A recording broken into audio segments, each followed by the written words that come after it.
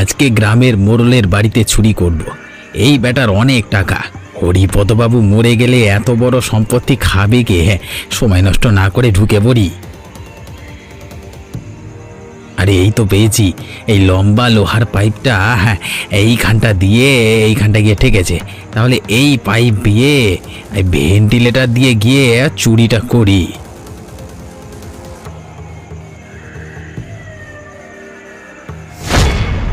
একটা শব্দ পেলাম যেন, কেমন হলো? ধুর, বেড়াল বোধ হয়। এত দূর তারা কি করছে? না না, ঘুমিয়ে পড়ি। এই রে, হরিপদবাবু জেগে উঠল যে। না না, একটু রয়ে শোয়ে কাজ করতে হবে। ও বাবারে, যাক, হরিপদবাবু আবার ঘুমিয়ে পড়েছে। এবার আমার কাজটা শুরু করি। আরে ওই তো আলমারি, নিশ্চয়ই অনেক মাল করিয়া আছে।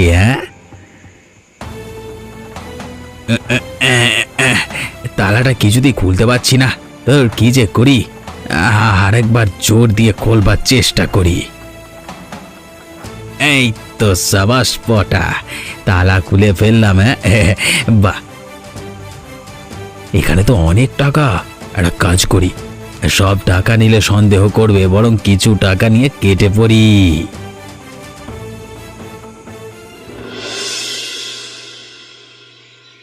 ওগো, কিছু খেতে দাও। কি খেতে দিই বলো তো? বাড়িতে খাবার জিনিস সব ফুরিয়ে গেছে। আমি আমার দিন হাজিরা কালকে তোমাকে দিয়েছিলাম, সেটা দিয়ে না হয় চাল ডাল কিনে আনতে। আমি গিয়েছিলাম, কিন্তু দোকানদার বলল আগের টাকা অনেক বাকি হয়ে গেছে, তাই সব টাকা শোধ না করতে পারলে কোনো জিনিস দেবে না। তাহলে কালকের হাজিরার টাকা দিয়েও কিছু আনতে পারলে না? ওই যে বললাম, আগের অনেক জিনিস বাকি হয়ে আছে, সব খাতায় লিখে রেখেছে। কালকে তুমি যে টাকা দিয়েছিলে সেটা দিয়েও আরো অনেক বাকি রয়েছে। সর্বনাশ! এইদিকে খিদেতে আমার পেটে ইঁদুর দৌড়ে বেড়াচ্ছে। যা আছে তাই দাও, আমি আর পাচ্ছি না খিদে সহ্য করতে। কি অভাগী আমি! তুমি খেতে চাইছো আর বাড়িতে কিছুই নেই। দুমুঠ চালই আছে শুধু। কি করে তোমাকে খেতে দিই বলো তো? তাই না হয় দাও। খিদেতে এমন অবস্থা হচ্ছে, মনে হচ্ছে যে সামনে ঘাসপালা যাই পাই গরুর মতো খাই। অভাব আমাদের সংসারকে গ্রাস করেছে, এভাবে আমরা না খেয়ে মরবো। ওগো, কিছু খেতে দাও, নইলে আমি যে মরে যাব। ঠিক আছে, আমি তোমাকে ভেনা ভাত করে দিচ্ছি, খেয়ে নাও। বেশ বেশ, তাই দাও। আচ্ছা, পটাকে তো দেখতে পাচ্ছি না, কোথায় গেল ও? জানি না, এই ছেলেটাকে নিয়ে আমি আর পারি না। পড়াশোনার রীতি টেনে শুধু ভবঘুরের মতো ঘুরে বেড়ায়। কোথায় কাজ করে দুটো টাকা রোজগার করে সংসারের হাল ধরবে তা না, শুধু বেয়াদবি করে বেড়ায়। ওর কথা বলে লাভ নেই, ভুলটা আমাদেরই। পটাকে ঠিক মতো শাসন করতে পারিনি, তাই ওর এই দশা। সত্যি আমাদের সব দিক দিয়েই কপাল পুড়েছে। একটা মাত্র ছেলে, সেও কেমন অবাধ্য হয়ে গেল। যাক, আমি তোমাকে ভ্যান ভাত করে দিচ্ছি।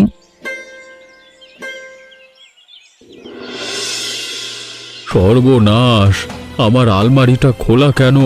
তালাটাও ভাঙা দেখছি। তাহলে কি রাতে চোর ঢুকেছিল নাকি? একবার আলমারিটা ভালো করে দেখি তো।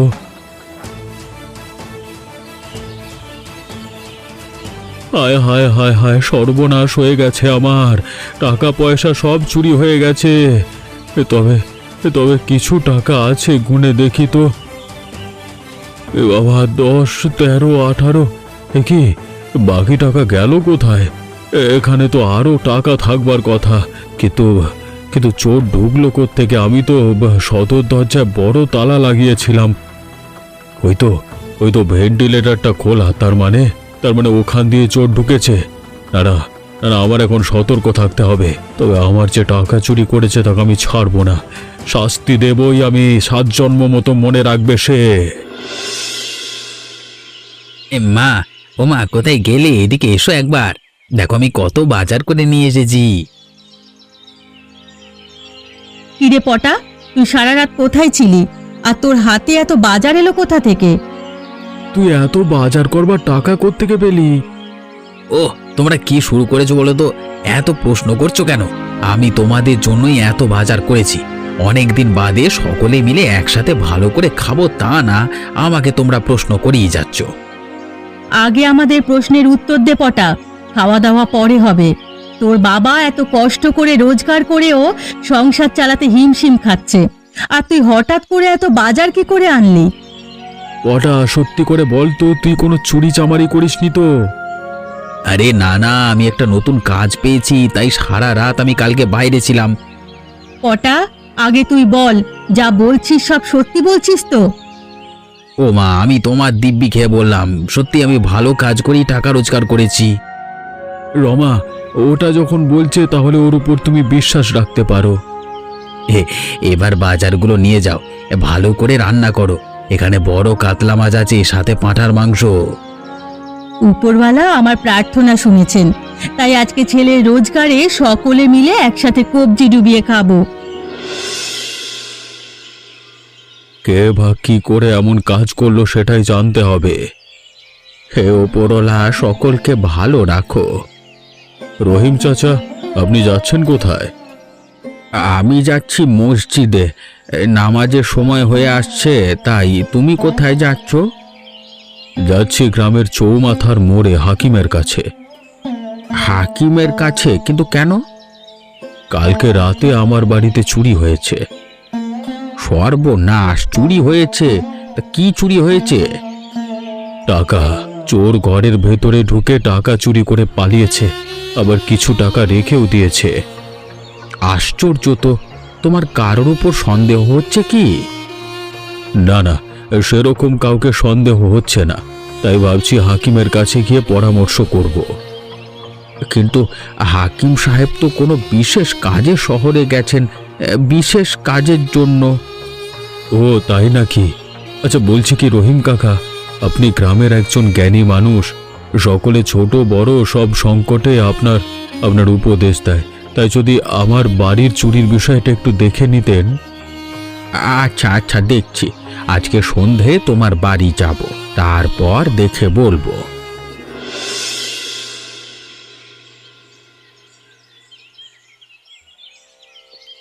পটা, ওইভাবে হাত গুটিয়ে বসে আছিস, একটু আমাকে সাহায্য করতে পারিস তো? না না বাবা, আমি সব হাল চাষ করতে পারবো না। আমার উদ্দেশ্য অনেক বড়, কৃষিকাজ করলে জীবনে ধনী হতে পারবো না। ওরে বাবা, এসব চিন্তা ভাবনা তোর মাথায় কবে থেকে এলো? কাজ আর ছোট বড় হয় না রে। উফ বাবা, তোমার এই জ্ঞান দেওয়ার কথাবার্তা না আমার একদম ভালো লাগে না। তুই তো বসেই আছিস, এখন তো তোর কোনো কাজ নেই, তাহলে আমাকে সাহায্য করতে তোর অসুবিধাটা কোথায়? ওই যে বললাম, আমার ভাবনা চিন্তা তোমার থেকে অনেক বড়। আচ্ছা বলো তো, সারাটা জীবন এই কৃষিকাজ করে তুমি কি করলে? হতে পারে আমি গরিব, সেভাবে তোকে আর তোর মাকে সুখে রাখতে পারিনি, কিন্তু একটা কথা, এই গ্রামে আমার কোনো বদনাম নেই। হয়েছে হয়েছে বাবা, তোমার এসব বস্তা পচা মনোভাব আজকের যুগে চলে না। পটা, তোর কথাবার্তার ধরন খুব খারাপ হয়েছে, এভাবে কেউ কথা বলে? বাবা, সকাল সকাল আমার মাথাটা খেও না তো, আমাকে আমার মনে থাকতে দাও। তোর কথাবার্তা শুনে আমার ঠিক ভালো লাগছে না। কদিন ধরে দেখছি তোর মতিগতি চালচলন কেমন যেন অন্যরকম হয়ে যাচ্ছে। সত্যি করে বল তো, তুই কোনো খারাপ কাজে যুক্ত হসনি তো? বাবা, তোমার মাথাটা বোধহয় গেছে জানো, তুমি নিজেও কিছু করতে পারোনি আর আমাকেও কিছু করতে দেবে না। দেখ,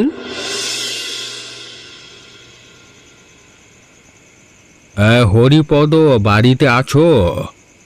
রহিম চাচা, আসুন আসুন, আমি আপনার অপেক্ষাতেই বসে আছি। তোমাকে যখন কথা দিয়েছি আসতে তো আমার হতোই। আমাদের একটা বিশেষ ব্যাপারে কথা হচ্ছিল একটু, তাই দেরি হয়ে গেল। আপনি যখন এসেই পড়েছেন, আর কোনো সমস্যা নেই। আচ্ছা, আমাকে একবার নিয়ে চলো যেখানে তোমার টাকা চুরি হয়েছে। আসুন আসুন, এই ঘরটাতে নিয়ে আপনাকে দেখাই।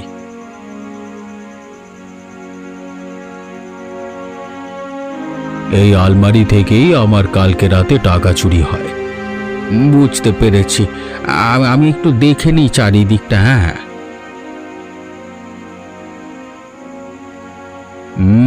আমার মনে হচ্ছে এই চুরির পেছনে আমাদের গ্রামের কেউ একজনই হবে।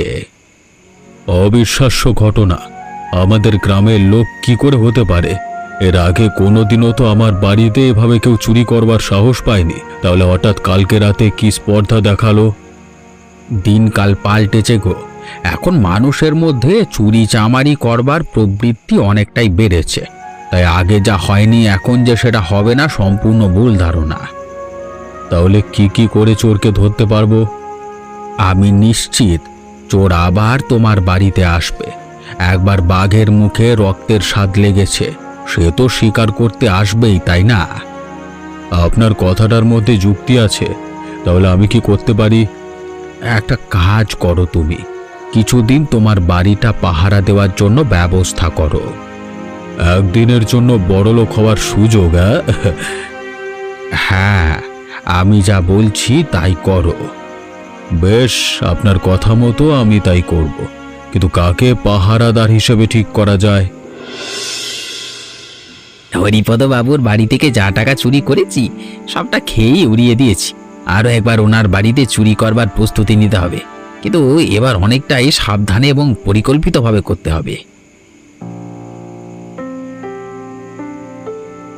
ওরে পটা, তুই একা একা মনে মনে কার সাথে কথা বলছিস? ও মা, তুমি আসলে এরপর আবার কাজে বেরোবো তো, তাই ভাবনা চিন্তা করছিলাম, বলতে পারি হিসেব করছিলাম। পটা, আমি ভীষণ খুশি যে তুই কাজে মনোযোগ দিয়েছিস, তার জন্য। তুই বড় হয়েছিস এবং আমরা এখন বৃদ্ধ হতে চলেছি। এই সংসারের হাল এখন তোকেই ধরতে হবে। তাই তো তোমাদেরকে খুশি করবার জন্য আমি বড় কাজ করতে নিয়েছি। একটা তুই অনেক বড় বড় কাছে ধরেছি, তাই না? আচ্ছা শোন, তুই না যে কাজ করিস তাকে তোর বাবাকেও সঙ্গে নিতে পারিস। আমি আজকে সকালে বাবাকে সেটাই বলছিলাম, তবে বাবার দ্বারা ও কাজ হবে না। ওভাবে বলিস না পটা, তোর বাবা সৎ মানুষ।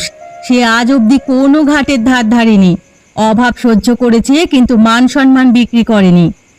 ওই দেখো, বাবার মতো তুমিও ধার্মিক গ্রন্থ পড়া শুরু করে দিলে।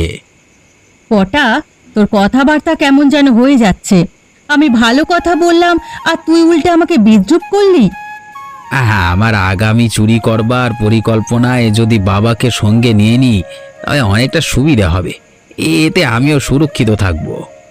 তুই কিছু বললি পটা? হ্যাঁ মা, তুমি যে একটু আগে বলেছিলে বাবাকে আমার সাথে কাজে নেবার কথা, আমি রাজি আছি। তুমি বাবার সাথে কথা বলে দেখো, দুজনে মিলে বড় কাজ করতে পারলে তাড়াতাড়ি আমরা ধনী হয়ে যাব। বেশ, তাহলে আমি তোর বাবার সাথে আজকেই কথা বলছি।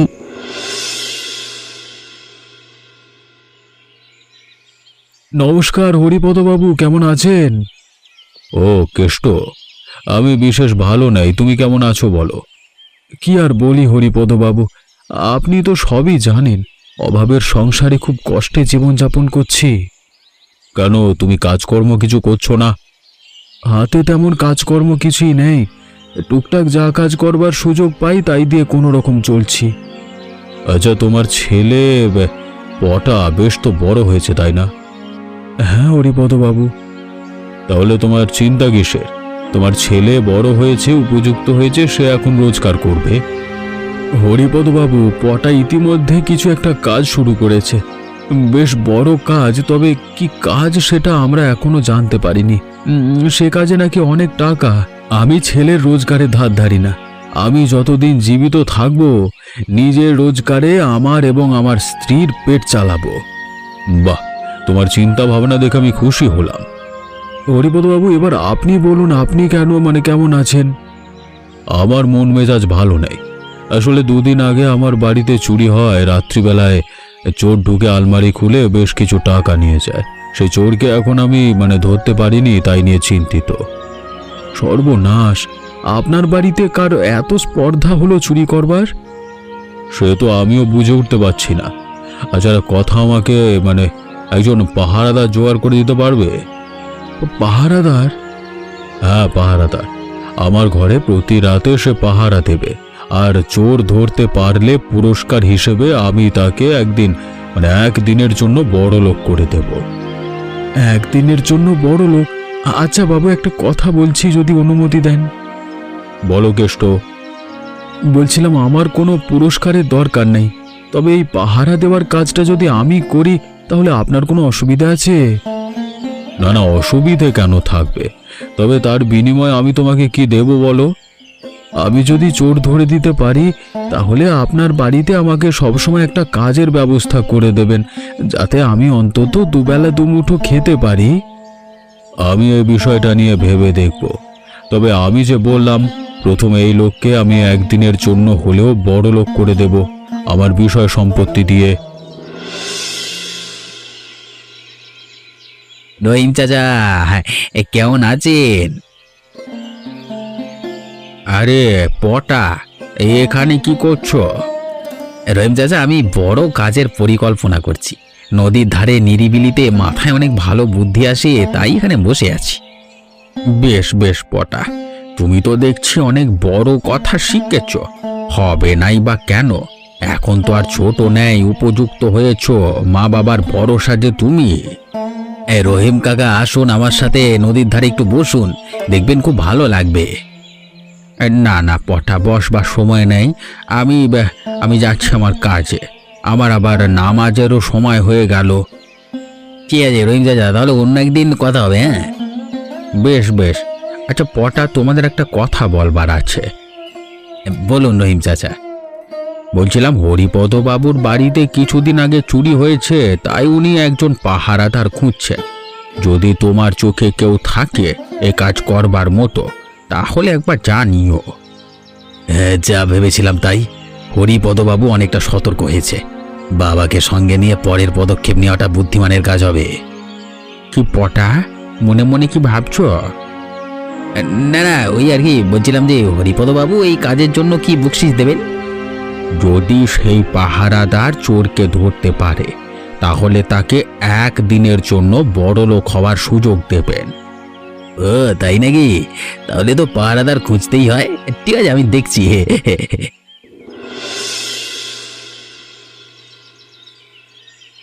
ওগো শুনছো, পটা এবার যখন বড় কাজে যাবে তখন নাকি নিয়ে যাবে ও তোমাকে সাহায্য করার জন্য।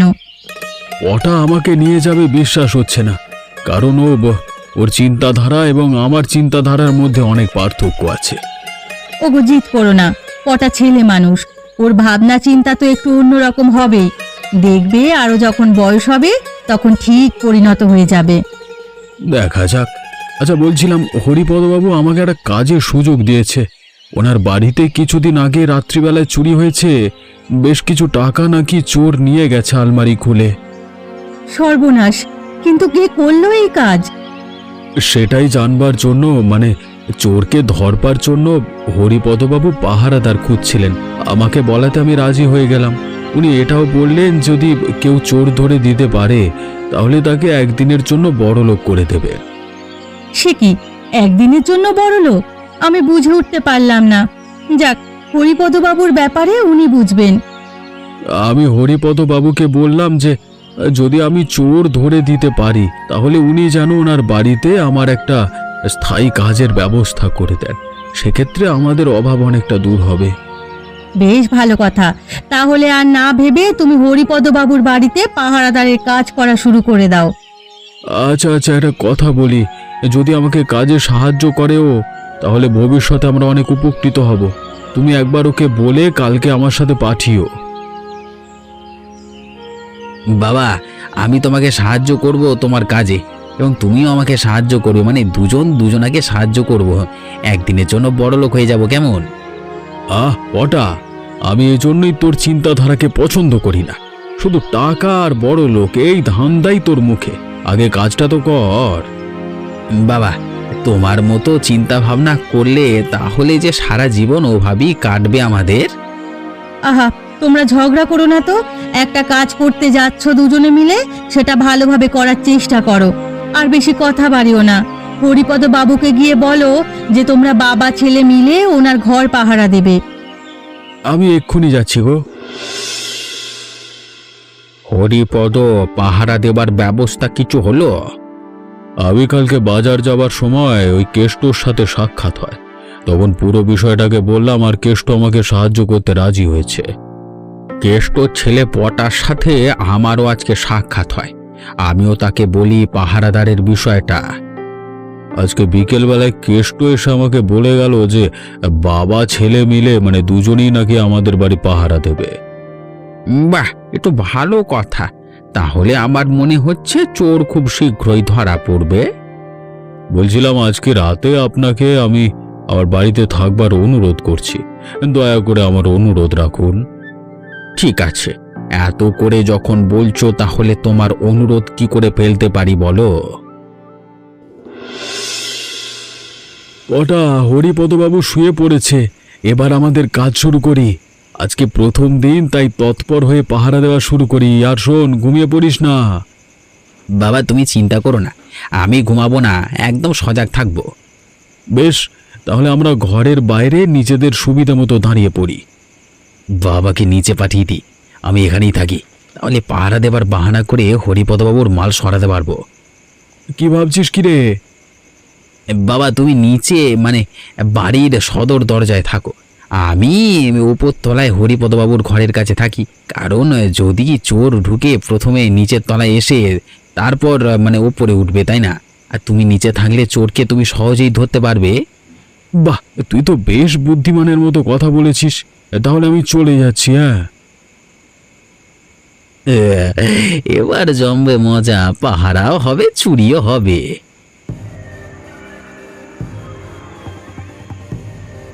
অনেক রাত হলো, হরিপদবাবু ঘুমিয়ে আছে, এই সুযোগে আমি আলমারিটা খুলে নিয়ে যাই।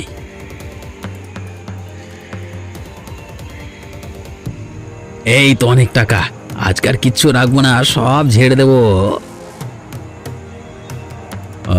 পটা সব ঠিক আছে তো? কে রে? হরিপদবাবু জেগে জেগে পড়েছে? এই টাকাগুলো কোথায় রাখি? একটা কাজ করি, বাবা নিচে আছে, ওপর থেকে বাবাকে মানে দিয়ে দিই। যাই একটু জানলার দিকে যাই, তারপর ছুঁড়ে ফেলে দিই। এটা কি পড়লো উপর থেকে? আরে এ তো টাকা, নিশ্চয়ই পটা চুরি করেছে, তাই পালাতে না পেরে টাকার থলি বাইরে ফেলে দিয়েছে। সকালে হরিপদবাবু ঘুম থেকে উঠবার পর ওনাকে টাকাগুলো দিয়ে দেব। একে আলমারি খোলা, টাকাগুলো কোথায় গেল? পটা তুমি কি করছিলে? হরিপদবাবু আমি আপনার সারা বাড়ি টহলদারি করছিলাম, বোধহয় আমি যখন ওদিকটা গিয়েছিলাম তার সুযোগে এইদিকে চোর কাম তামাম করে সটকে পড়েছে। তবে চোর ধরা পড়বেই, কারণ নিচে বাবা আছে, একবার গিয়ে দেখি। কেষ্ট, তুমি নিচে ঘুমিয়েছিলে নাকি? চোর আবারও চুরি করেছে আমার সব টাকা। ও তাই নাকি? তাহলে চিন্তা করবেন না, টাকা আমার কাছেই আছে। পটা নিশ্চয়ই ওপরে চোর ধরেছে। না না বাবা, আমি কি করে চোর ধরবো? মানে আমি তো চোর ধরিনি। কিন্তু এই টাকার থলি কে উপর থেকে ফেললো আমার কাছে?